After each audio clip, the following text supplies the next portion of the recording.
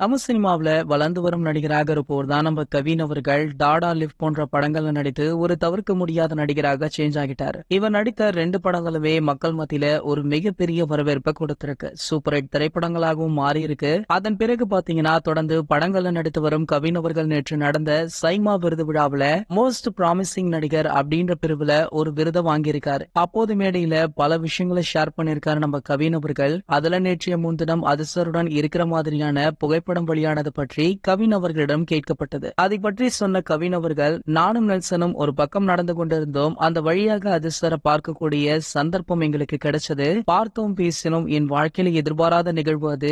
ஒரு கேஷுவலான மீட்டிங்காக இருக்கும் அப்படின்னு நான் நினைக்கல. 10 செகண்ட் தான் பேசிவிட்டு தலா அவர்கள் பாய் சொல்லிட்டு போயிட்டாரு. அந்த ஒரு சந்தோஷத்துல இருந்து நான் வெளியே வரவே இல்லை. நீண்ட நேரம் ஆச்சு அப்படின்னு கவின் அவர்கள் சொல்லியிருக்காரு. அவர் சொன்னதை போலவே திடீர்னு அதிர்ஷ்டருடன் கவின் இருக்கிற மாதிரியான புகைப்படமும் வெளியாச்சு. ரசிகர்களுக்குமே ஒரு மிகப்பெரிய அதிர்ச்சியாக இருந்தது. எப்படி எதிர்பாராத விதமாக அதிர்ஷ்டரை சந்தித்தார் கவின் அப்படின்ற வகையில ரசிகர்கள் கேள்வி கேட்கவுமே ஆரம்பிச்சிருக்காங்க. அதிலுமே உடன் நெல்சன் அவர்கள் வேற இருக்காரு. ஆனா இது கேஷுவலாக நடந்த விஷயமா அப்படின்னு பலருமே சொல்லிட்டு இருக்காங்க. இது போன்ற செய்திகளை பத்தி நீங்க உடனே தெரிஞ்சுக்க நம்மளுடைய அஜித் டாக்கீஸ் அப்படின்ற நம்ம சேனலை சப்ஸ்கிரைப் பண்ணிக்கோங்க.